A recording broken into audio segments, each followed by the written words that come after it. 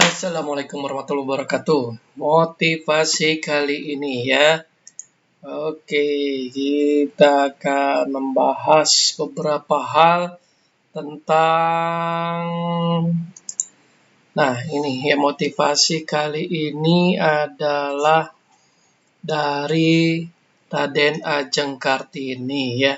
Dari Raden Ajeng Kartini, motivasi yang pertama adalah terkadang kesulitan harus kamu rasakan terlebih dahulu sebelum kebahagiaan yang sempurna datang kepadamu. Oke, yang pertama, motivasi yang pertama. Yang kedua adalah banyak hal yang bisa menjatuhkanmu, tetapi satu-satunya hal yang benar dapat menjatuhkanmu adalah sikapmu sendiri. Oke, motivasi yang ketiga adalah jangan mengeluhkan. Bentar ya. Motivasi yang ketiga dari Raden Ajeng Kartini adalah ini. Jangan mengeluhkan hal-hal buruk yang datang dalam hidupmu. Tuhan tak pernah memberikannya, kamulah yang membiarkannya datang. Oke. Bagus sekali quote dari Raden Ajeng Kartini. Jadi siapa Raden Ajeng Kartini itu?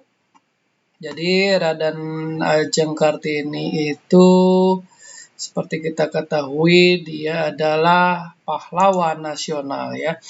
Jadi Raden Ajeng Kartini ini lahir dari keluarga bangsawan ya.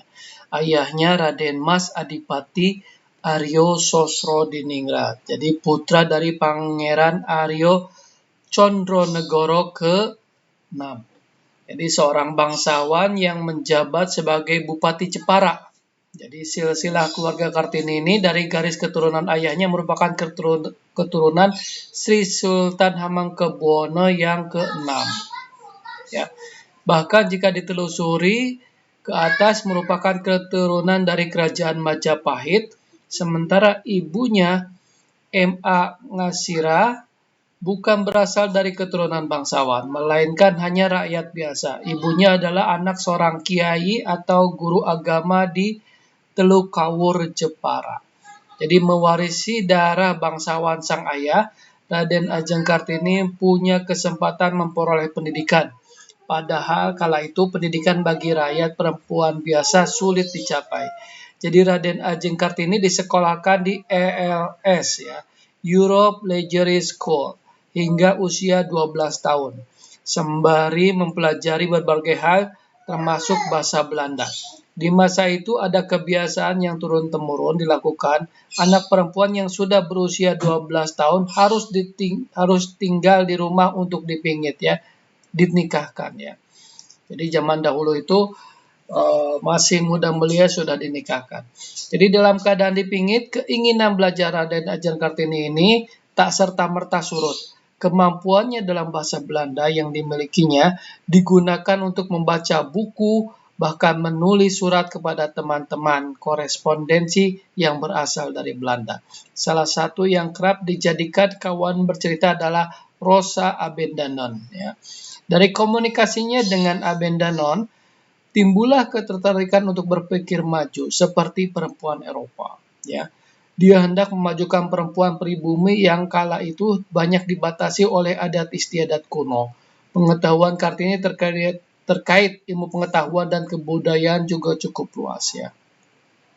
Jadi pada 12 November 1903, Kartini dinikahkan dengan Bupati Rembang bernama KRM Adipati Aryo Singgijoyo Diningrat.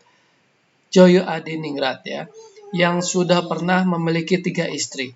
Jadi setelah menikah, sang suami mendukung penuh mimpi-mimpi Kartini. Salah satunya untuk membangun sebuah sekolah khusus wanita di sebelah timur pintu gerbang kompleks kantor Kabupaten Rembang. Jadi pada tanggal 13 September 1904, Kartini melahirkan seorang putra bernama Soe Salit Joyo Adiningrat.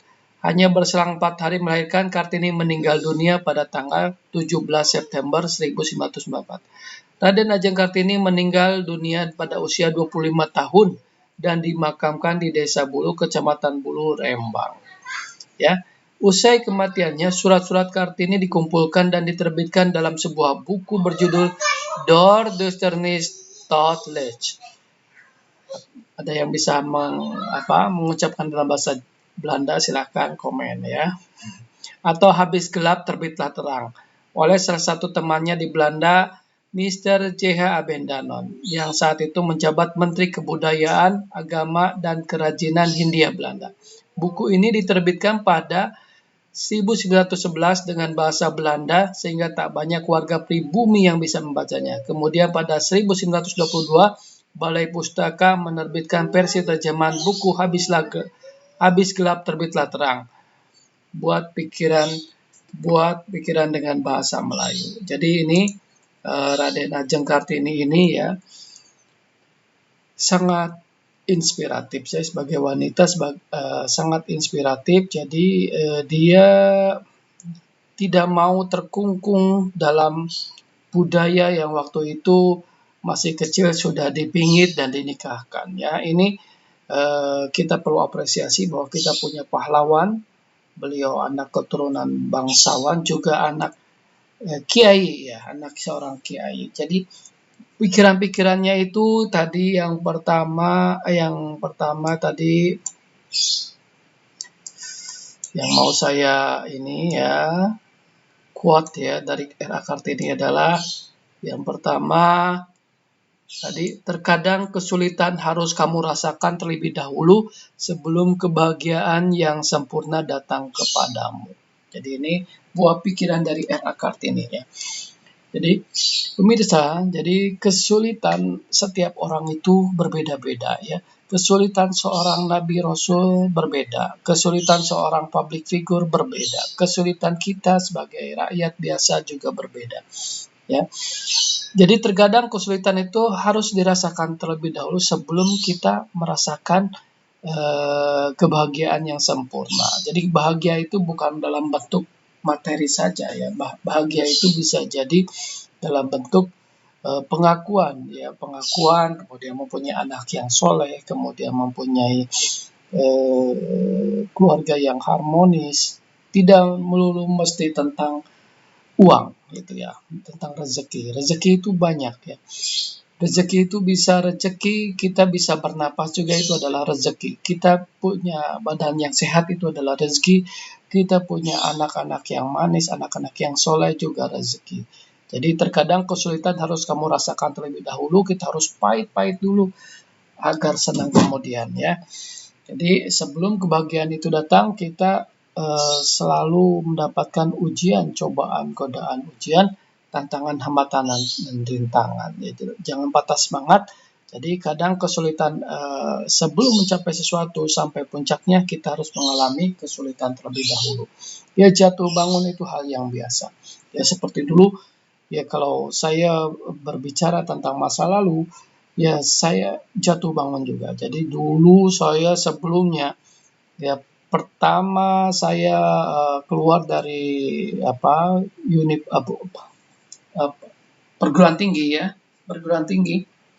Saya sebelum wisuda saya sudah kerja ya. Jadi saya kerja waktu itu di laboratorium bahasa, menjadi instalasi laboratorium bahasa di seluruh Melabo, Loksmawe, Pidi, Gandapura, di seluruh hampir di seluruh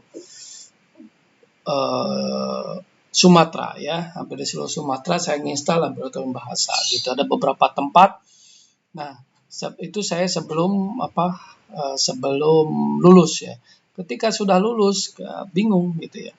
Ketika lulus bingung mau ngapain, karena biasanya kita hanya menerima ilmu pengetahuan, tiba-tiba harus bekerja. Nah, pekerjaan saya dulu waktu pertama kali bekerja itu di laboratorium bahasa itu, gaji itu saya masih ingat 8 juta itu dalam waktu 2 minggu. Ya memang termasuk besar ya, karena nginstal laboratorium bahasa di berbagai daerah itu termasuk besar. Tapi setelah itu jatuh ya. Setelah itu jatuh, maksudnya saya hanya sebagai instruktur komputer di beberapa lembaga pendidikan ya. Yang saya masih ingat waktu itu di Lembaga Pendidikan Komputer Utama LPKU ya. Kemudian saya juga ngajar di Kawita bukan di Kawita ya. Saya di ngajar di Unicom, tapi dulu namanya LPKIG ya. LPKIG, kemudian saya ngajar internet.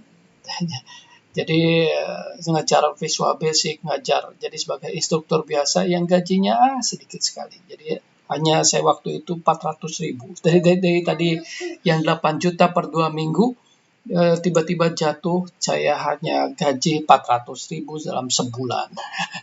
Bayangkan. Jadi dalam waktu sebulan itu saya gajinya waktu itu hanya 400.000 waktu itu ya. Setelah tadi 8 juta dalam waktu 2 minggu. Itu karena proyek saja ya. Kemudian saya tidak patah semangat. Saya mencari pemasukan waktu itu saya jadi sales. Saya pernah jadi sales ya. Jadi sales keliling jadi saya sales door to door. Jadi saya jualan alat elektronik ya, jualan apa? Pemindai mana uang palsu atau tidak. Juga saya jualan ini apa namanya itu, nawar-nawarin kredit dulu itu di Kolombia. Ya Kolombia, di Kolombia juga sekaligus sales di suatu perusahaan, lupa saya namanya. Jadi kayak kredit kulkas dan lain sebagainya. Kemudian sales juga, ada sales mainan anak. Dari situ saya buka rental PCD karena dulu saya hobi nonton gitu.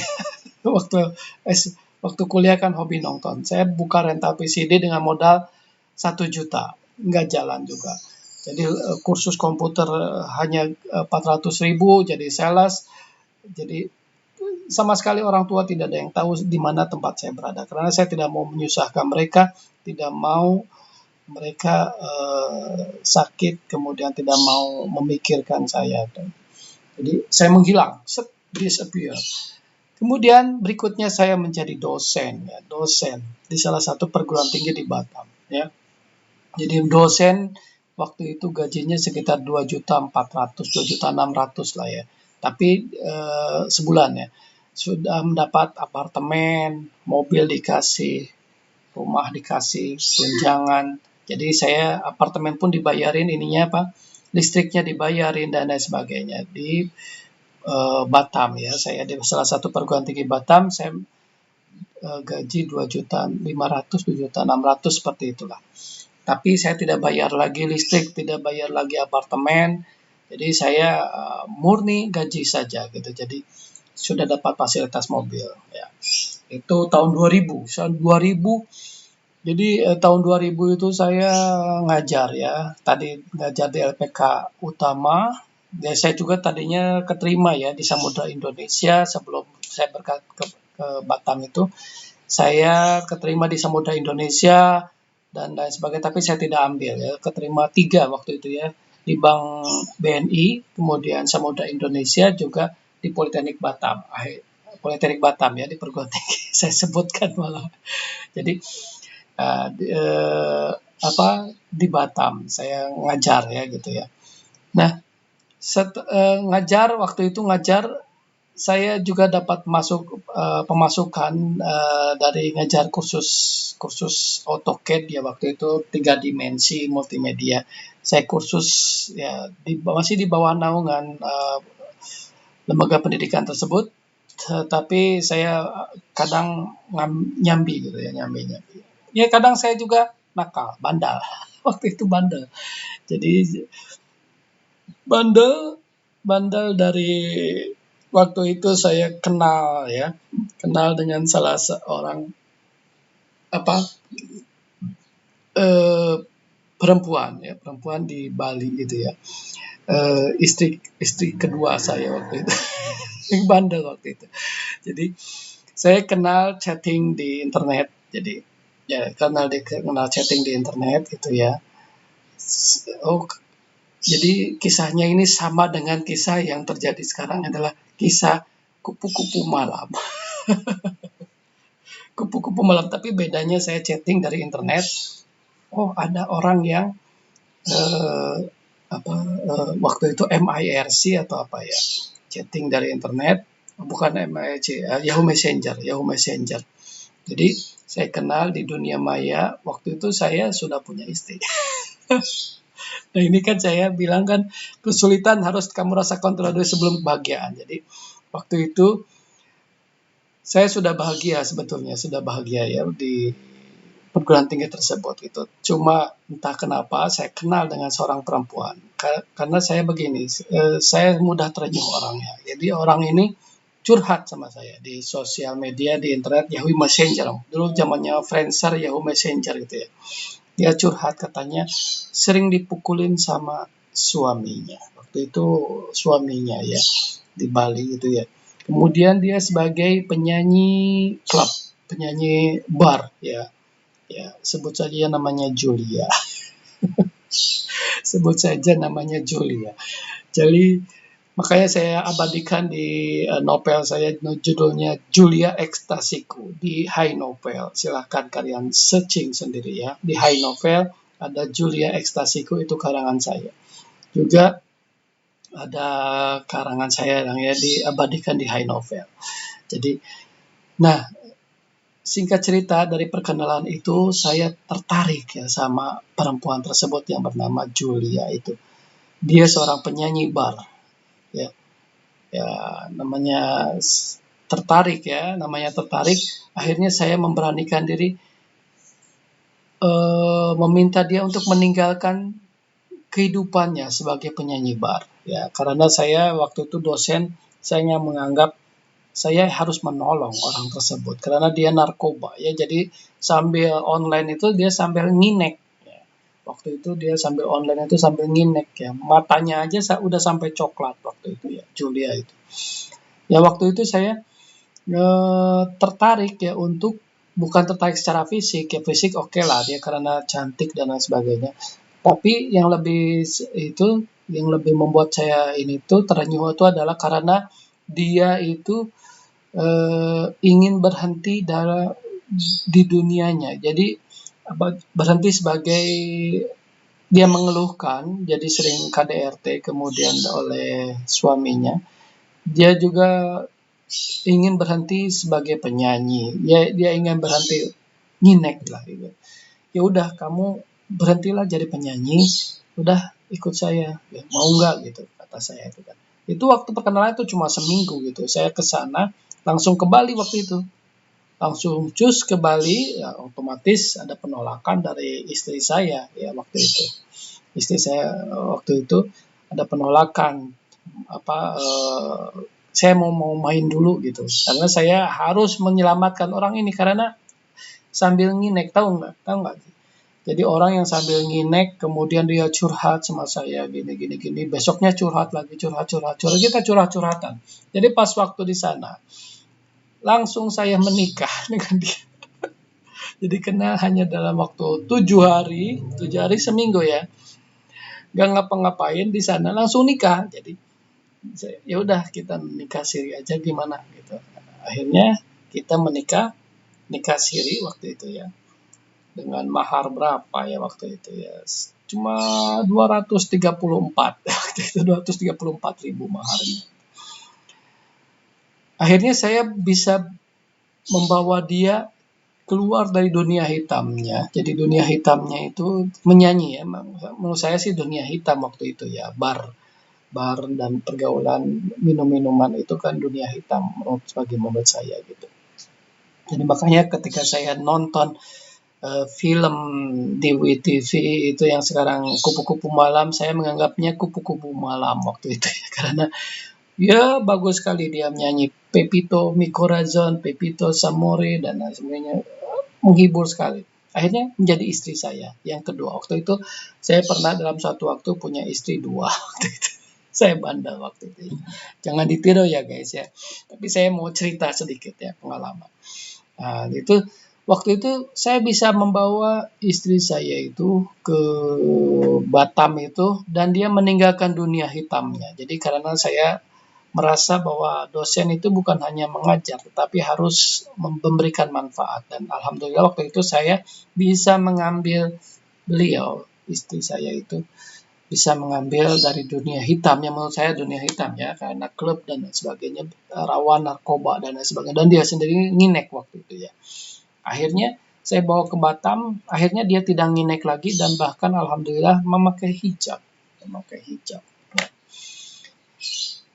Nah, setelah menikah lama ya, tapi istri yang pertama minta cerai ya, istri karena bandal ya, saya minta izin sama istri pertama untuk menikah lagi, tapi dia marah-marah dan sebagainya, dan mengusir saya gitu ya, mengusir saya, malah bahkan saya tidak tidur di apartemen, dan itu dia mungkin lebih banyak membujuk para dosen untuk memecat saya. Jadi memecat saya. Jadi saya keluar dari dosen karena saya diberikan pilihan mau mengundurkan diri agar nama saya baik atau mau dipecat. Saya pilih dipecat saja karena saya tidak butuh nama. Ya, image saya biarkan orang image image baik buruk, yang penting saya dapat pesangon. Kalau dipecat kan dapat pesangon gitu ya. Kalau nggak dipecat, kalau mengundurkan diri kan tidak dapat pesangon gitu ya. Akhirnya istri yang pertama saya itu menggugat cerai karena saya menikah lagi. Ya mungkin sebagai dosen saya tidak patut ditiru ya gitu ya. Tapi wallahu alam, alhamdulillah waktu itu ya saya memang niatnya karena oh ada ya dunia seperti ini, ada dunia nyanyi, dunia inek. Saya merasa harus menolong itu. Itu yang saya pikirkan cuma itu aja. Jadi saya harus menolong orang ini terjerat narkoba dan KDRT suaminya, dan juga waktu itu juga sebenarnya mungkin ya bukan suami juga ya karena pergaulan bebas di Bali ya, mungkin pergaulan bebas di Bali. Enggak, tapi sudah dianggap suaminya gitu ya. Nggak tahu saya nikahnya kapan juga nggak tahu. Jadi saya bawa ke Batam, alhamdulillah beliau sudah memakai hijab ya, memakai hijab. Ya. Cuma mungkin saya skip ke situ. Saya mau jam karena di sini kesulitan harus kamu hadapi terlebih dahulu sebelum merasa kebahagiaan. Nah, itu puncak dari kebahagiaannya itu yang sama yang kedua ini adalah yaitu bahagianya saya karena dia sudah ya karena itu saya menghadapi masa-masa sulit waktu itu karena saya dipecat dari sebagai dosen karena saya menikah lagi ya gitu ya. Saya menikah lagi ke bandel gitu ya. Walaupun saya agak apa karena ada juga dosen lain yang terang-terangan selingkuh tapi tidak dipecat. Nah, itu yang saya sayangkan waktu itu karena ada dosen yang benar-benar selingkuh dengan orang lain tapi tidak dipecat. Kalau saya menikah lagi ke Bali itu saya menikah lagi. Kalau yang dosen tersebut dengan staf administrasi memang benar-benar selingkuh gitu karena sudah mengakuinya sendiri gitu. Itu yang saya sayangkan. Tapi setelah dipecat itu saya mengalami kesulitan. Kesulitannya saya kesulitan beradaptasi, bukan kesulitan mencari pekerjaan. Pekerjaan bagi saya gampang.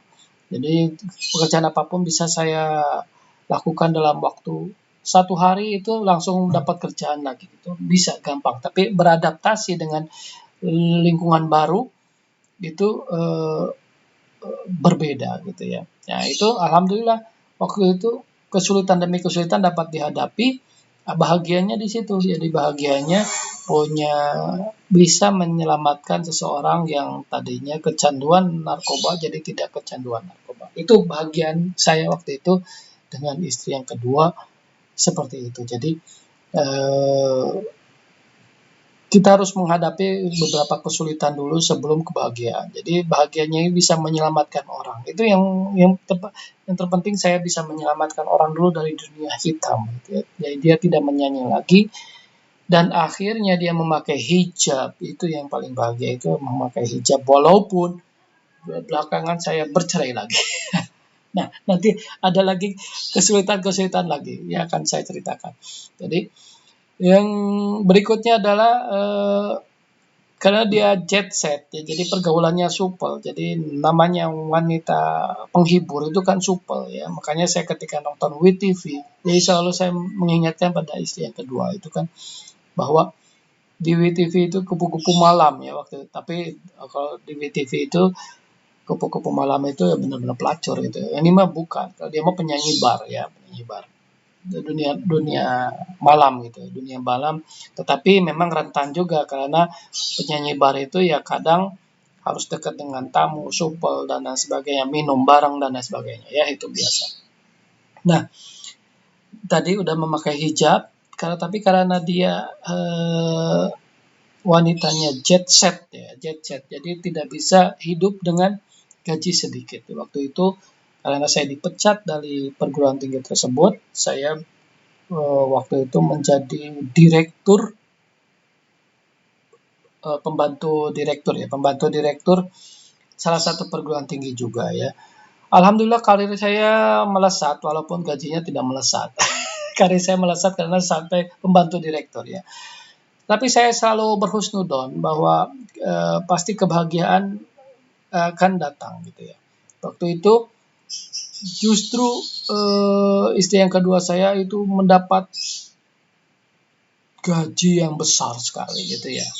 Gaji yang besar sekali. Saking besarnya dia mempunyai handphone communicator itu sampai 2, membiayai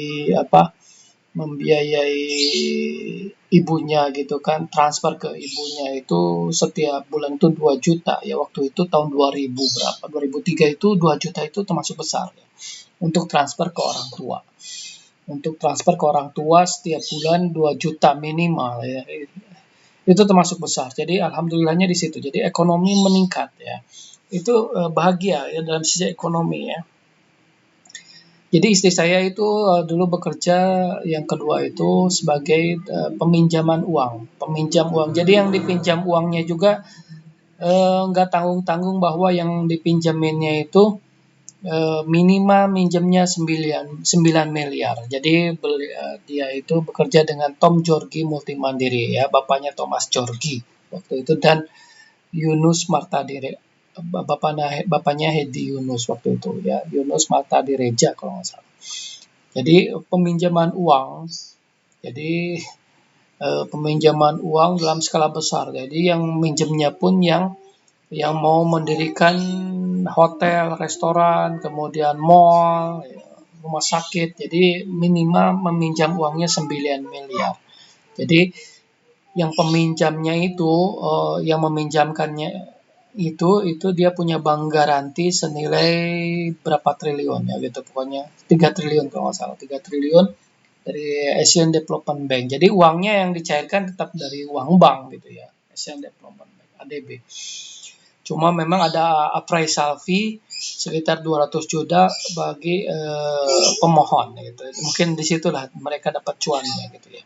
Cuma sangat disayangkan memang karena waktu itu banyak LC fiktif ya.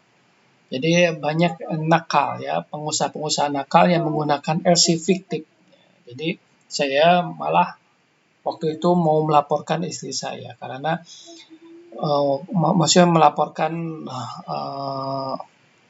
bos istri saya. Jadi karena dia seperti terlibat money laundry. Jadi uang yang dicairkan itu dari uang bank, tapi saya sempat melaporkan ke Barelang, Batam, Lembang, tapi beliau mungkin skupnya, wah ini tidak bisa Pak, ini harus lapor ke Polda Metro Jaya. Bagus Bapak ini laporkan, tapi tidak bisa, ini skupnya antar ini hanya yang bisa, ya udah saya tidak ada berkepentingan untuk ini, saya cuma melaporkan bahwa ini LC fiktif gitu, karena modusnya itu dari peminjaman uangnya itu dia menggunakan LC fiktif dan mereka bekerja sama dengan para pengusaha yang mau minjem uang, jadi artinya money laundry lah gitu ya, money laundry. Jadi saya merasa terpanggil lagi bahwa istri saya ini berada di jalan yang salah lagi nih gitu kan. Kalau tadi jalan salahnya adalah suka minum minuman keras dan alkohol dan inek gitu ya di Bali itu. Sekarang salah jalannya adalah money laundry ya. Jadi perusahaan yang money laundry, yang mohon maaf ke Tom Jorgi gitu ya, Multi Mandiri waktu itu memang LC fiktif yang sering diurus oleh waktu itu sebagai pengacaranya ya bapaknya Hedi Yunus itu ya. Nah, mau saya laporkan, tetapi ya memang apa kepentingan saya ya, saya cuma ingin agar istri saya tidak terjerumus lagi. Saya lagi-lagi jiwa dosen saya keluar, jadi ini sesuatu yang tidak benar gitu. Kalau tadi sesuatu yang tidak benar bahwa saya menganggap bahwa dunia hitam dan sebagainya, saya ingin menolong istri saya. Yang kedua lagi, saya ingin menolong istri saya tapi melaporkan atasannya karena terlibat LC fiktif itu ya, jiwa dosen saya keluar lagi gitu ya. Karena bagi saya dosen itu bukan hanya ngajar-ngajar tetapi tidak memberikan dampak yang signifikan ya.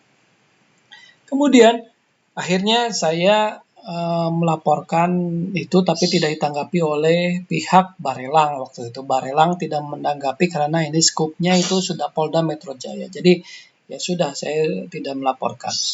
Cuma karena istri saya terlalu jet set. Jadi beliau itu hanya bisa bertemu dengan saya itu cuma 4 hari dalam sebulan. Jadi cuma 4 hari dalam sebulan, jadi wah sudah, ini bukan rumah tangga yang baik. Makanya saya menceraikannya. Jadi yang pertama saya menikah lagi ke sana, ternyata yang saya dapatkan adalah istri yang terlalu hyper, jadi terlalu mengejar materi gitu ya, sampai sebulan itu cuma saya bertemu itu cuma 4 hari ya. Jadi wanita karir lah itu, baratnya wanita karir. Mungkin terlalu, kalau ekstrimnya kalau di RA Kartini ini terlalu RA Kartini, terlalu mandiri gitu. Ya bagi saya, mohon maaf, bagi saya keluarga itu nomor satu, tapi kalau beliau mengejar karir ya sudah tidak masalah, saya mengalah. Jadi saya mohon maaf tidak bisa menjaga, bismillahirrahmanirrahim saya ceraikan kamu. Gitu ya. Itu pun lewat SMS gitu, karena tidak pernah ketemu, jarang ketemu. Akhirnya bercerai dengan istri yang kedua. Jadi yang ketiga itu, nah ini yang paling seru adalah yang ketiga. Yang ketiga itu eh, justru di situ saya mendapatkan rezeki yang nomplok sekali ya, rezeki nomplok sekali. Karena apa? Semenjak dari pertama perkenalan sampai kehidupan, jadi yang istri yang ketiga itu, karena saya berdoa berikanlah istri yang bisa memberikan yang cukup finansial, jadi tidak perlu ini. Jadi akhirnya dikabulkan. Jadi istri saya itu dan saya sendiri bergaji. Pernah saya gaji saya sampai 150 juta per bulan, bayangkan. Saya pernah gaji 160 malah. Pernah 160 juta bersih dalam sebulan. Ya. Paling kecil waktu itu saya dapatnya 92 juta karena waktu itu saya libur 2 minggu RNR, pulang waktu istri melahirkan ya. Waktu itu istri melahirkan anak kedua, berarti anak kedua ya. Yang pertama tadi saya nggak ceritakan bahwa saya punya anak juga yang dari yang pertama. Jadi yang berikutnya adalah saya dapatkan rezeki nomplok, gajinya itu paling kecil 92 juta waktu itu sebulan itu. Dalam waktu 8 bulan saya rata-rata gajinya di atas 100 juta, malah saya pernah mendapatkan 160, 150, 130 ya, kalau dirata-ratain 130 atau 140 lah ya. 140 karena gaji aslinya itu 230 juta. Jadi gajinya itu setara dengan Bank Indonesia waktu itu, Gubernur Bank Indonesia. Setara dengan Gubernur Bank Indonesia, jadi saya pernah mendapatkan gaji sebulan. Jadi lonjakan yang sangat drastis. Ya. Sebelumnya tapi itu ada bagian-bagian tertentu yang tidak saya ceritakan, seperti saya juga tadi ini ada kesulitan juga dengan istri yang ketiga itu ya. Gaji dulu engineer dari mulai 7 juta dulu gitu ya. Tapi startnya dari mulai 7 juta dari dengan istri ketiga itu ya. 7 juta, 8 juta gitu ya. Kemudian istri juga waktu itu gajinya 40 juta ya, 40 juta ya, di Master Marine, di Dry Dock dan sebagainya ya. Di Clough International Project New Zealand, saya ke New Zealand juga gitu ya. Pokoknya yang ketiga itu berlimpah ya, jadi berlimpah harta gitu, karena saya berdoanya waktu itu ya masih belum ada taraf ikhlas ya, jadi saya masih berdoa duniawi, ya Allah berikanlah rezeki yang banyak gitu ya, rezeki yang cukup gitu ya, dilebihkan waktu itu ya. Jadi terkadang kesulitan itu harus kamu rasakan terlebih dahulu sebelum mendapatkan kebahagiaan. Itu yang mau saya ceritakan, bahwa kita tidak boleh patah semangat. Jadi ada kesulitan ya. Yang tadi saya bilang, saya kesulitannya pertama jadi sales gitu ya. Akhirnya saya naik level lagi, saya jadi dosen gitu ya. Gaji 2.500.000, naik level lagi, saya dengan istri yang kedua naik level lagi. Itu wah, disitulah saya punya dunia malam gitu. Malah saya tahu dunia malam dari istri kedua. Dugem. Jadi sekali dugem itu malah saya bisa menghabiskan 2 juta gitu. Nah, itu jadi sekali dugem itu saya nraktir minum-minuman itu karena kan orang security komplek itu, "Bos, traktir dong," gitu. Oke, kita traktir gitu ya. Keluar 2 juta itu buat minum-minuman di bar gitu ya. Nah, itu dengan istri yang kedua itu gajinya juga lumayan besar, tapi mungkin kurang berkahnya karena pengeluarannya juga besar. Jadi karena dunia hiburan saya jadi kenal karaoke, kenal dunia hiburan. Malah saya hampir semua tempat hiburan di Batam waktu itu pernah dikunjungi ya dengan istri kedua itu karena kenal di dunia hiburan, jadi mau tidak mau saya harus tahu dulu apa itu dunia hiburan dan sebagainya ya.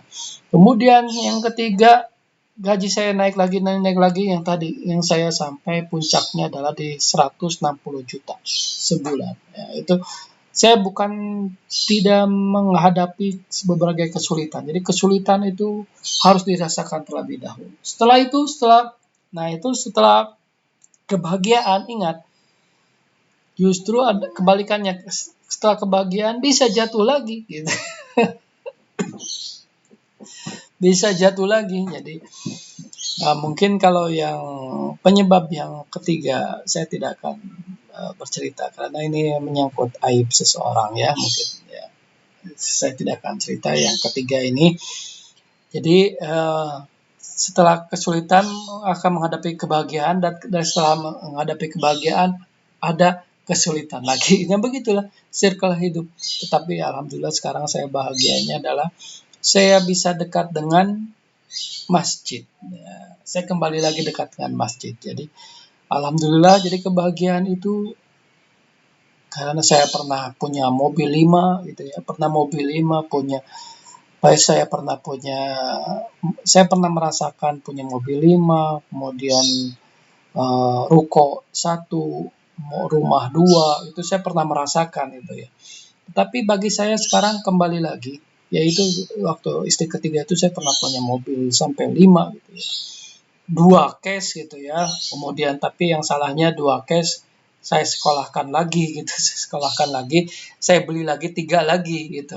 Akhirnya nyicil semua, tapi alhamdulillah bisa bisa terpenuhi cicilannya. Waktu itu cicilan saya sampai 20 juta sebulan, tapi terpenuhi selama setahun itu. Berikutnya adalah kesulitan lagi gitu ya. Jadi tadi bahkan dengan istri yang ketiga itu saya bisa makan itu all you can eat hampir setiap hari, all you can eat 300.000 sekali makan satu orang gitu ya, dan 2 orang gitu ya, 300.000 sekali makan all you can eat. Tapi sekali lagi, kebahagiaan itu ternyata bukan hanya soal materi gitu ya. Alhamdulillah sekarang saya menemukan kebahagiaan ya dengan kembali lagi ke fitrah saya, kembali lagi ke masjid.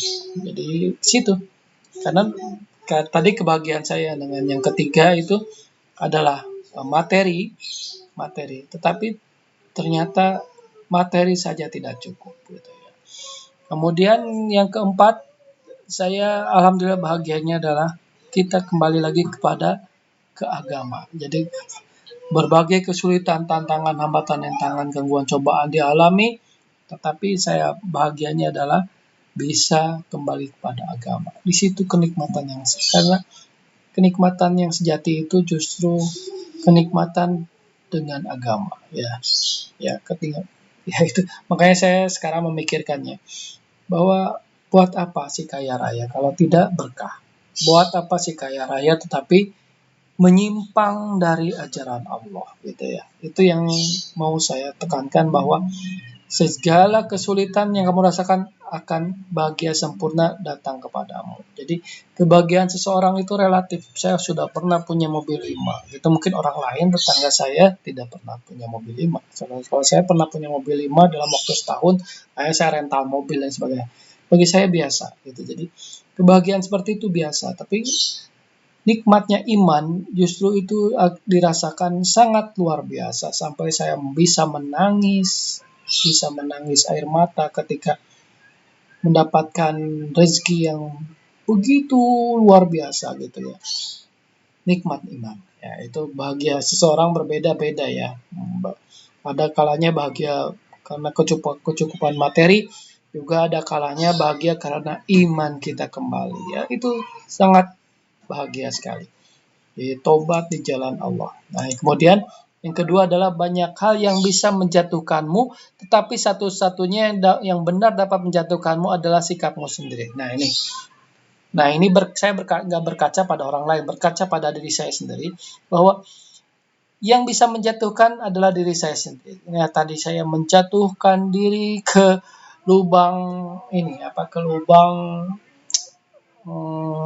dunia gemerlap, dugem ya.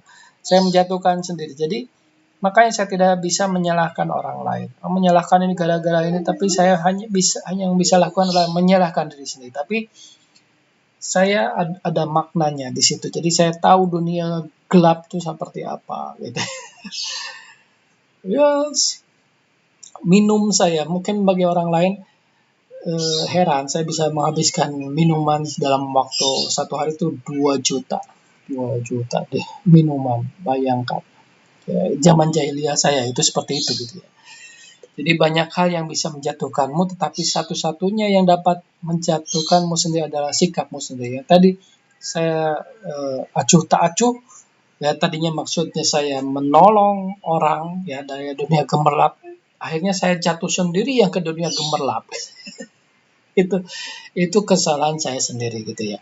Kemudian tadi alhamdulillah yang ketiga itu mendapatkan rezeki yang banyak, tetapi ada lagi rumah tangga jadi goyah karena orang ketiga. Bisa tidak mau menceritakan. Dari tadi tidak mau menceritakan, tapi itu menceritakan ya. Tapi kita harus memaafkan ya, kita harus memaafkan. Sebesar apapun kesalahan seseorang, kita tetap harus menyalahkan diri sendiri dulu sebelum menyalahkan orang lain. Jadi ya mungkin ini nasib saya. Yang pertama mungkin karma. Kalau dalam agama Hindu karma gitu ya. Karma dari istri pertama misalnya karena meninggalkan istri pertama menikahi istri kedua, ternyata saya dibalas dengan istri ketiga dengan pria idaman lain. Nah itu banyak hal. Jadi walaupun jadi bahagia materi itu belum tentu bahagia. Jadi bahagia materi yang seperti tadi, uang banyak tetapi rumah tangga berantakan, tidak betul. Yang tadi yang pertama, bahwa menolong baik juga tidak selamanya akan menjadi baik ya. Saya tadinya menikahi istri kedua karena tujuan saya baik, ingin menyelamatkan dia dari dunia hitam. Ternyata tidak baik juga ya. Belum murni ya. Jadi keikhlasan seseorang itu harus benar-benar ikhlas ya. Kemudian yang ketiga, saya mendapatkan rezeki yang banyak dari istri ketiga, ternyata dibalas karmanya dari istri pertama, mungkin dibalas dengan istri ketiga dia kenal dengan laki-laki lain. Kemudian yang keempat, alhamdulillah saya menemukan kebahagiaan yang hakiki, artinya kembali kepada agama Allah. Jadi itu yang sangat saya sampai yang keempat ini saya sampai huruj. Di situ saya bisa menangis ya. Betapa nikmatnya punya nikmat iman dan Islam. Ya, jadi kembali kepada Allah itu kenikmatan yang paling sempurna. Mungkin ini saya share ya agar bisa mengingat pada diri saya sendiri, juga mungkin ada yang bermanfaat bagi orang lain ya, alhamdulillah. Jadi kebahagiaan, jadi karena saya sudah pernah punya mobil 5, punya usaha ayam penyet, warung ayam penyet 4, 5 gitu ya. Saya punya laundry waktu itu, laundry, ayam penyet 4 gitu. Saya sudah pernah Ya, membeli mainan satu sebulan itu bisa sampai 5 juta membeli mainan buat anak-anak gitu ya. Ada yang mainan apa robotan yang 1 juta dan sebagainya. Udah pernah mengalami. Saya sering keluar negeri dan lain sebagainya dengan istri yang ketiga itu. Keluar negeri ke New Zealand, ke Malaysia, Singapura, udah sering saya gitu ya. Tapi ya balik lagi bahwa ini adalah takdir ya, takdir yang tidak bisa dipungkir, kadar yang tidak bisa disinglar gitu ya, itu Papa Stan Gusti yang Widi. Jadi udah catatannya seperti itu mungkin ya. Jadi tapi kembali lagi, ya alhamdulillah kita kembali pada agama Allah. Jadi agama Allah itu yang paling utama. Jadi kebahagiaan bagi saya mungkin belum tentu bahagia bagi istri yang sekarang itu karena mungkin materi dan lain sebagainya. Tapi kalau bagi saya bahagia adalah kita bisa kembali lagi pada agama Allah. Bagi saya gitu ya. Makanya bagi saya itu untuk masalah materi saya takut gitu ya. Justru saya takut mendapatkan materi yang banyak gitu ya. Ya takut dengan materi yang banyak itu justru jadi membuat kita lupa mengingat Allah. Jadi ya ini makanya saya bisa memahami gitu apa yang terjadi dengan para artis-artis karena ketika banyak materi jadi mereka lupa. Jadi kadang minum-minuman ya kita bisa lihat juga ya mereka kehidupannya masih dunia gemerlap dan sebagainya karena ketika banyak materi semua ingin dihabiskan dengan poya-poya, ya itu zaman jahiliyahnya. Tapi ketika kita sedikit materi, justru disitulah agama berperan. Ya, jadi kita kembali pada agama Allah itu, menurut saya itu kebahagiaan yang paling sempurna. Wallahu a'lam. Oke, berikutnya adalah jangan mengeluhkan hal-hal buruk yang datang dalam hidupmu. Tuhan tak pernah memberikannya. Kamulah yang membiarkannya datang. Ya itu tadi saya bilang. Kenapa hal-hal buruk yang terjadi yang datang pada hidup saya itu terjadi itu bukan karena orang lain, tetapi karena diri saya sendiri, gitu ya. Karena pilihan saya sendiri. Demikian pun dengan Anda, apa yang terjadi dalam hidup Anda, keburukan apa yang terjadi, entah Anda masuk ke dunia hitam dan lain sebagainya, atau Anda itu bukan karena orang lain, atau misalnya Anda miskin terus gitu. Jadi bukan karena hal-hal yang buruk dalam hidup itu bukan karena orang lain, tetapi bukan karena Tuhan juga, tapi karena diri Anda sendiri. Ya mungkin yang misalnya yang belum pernah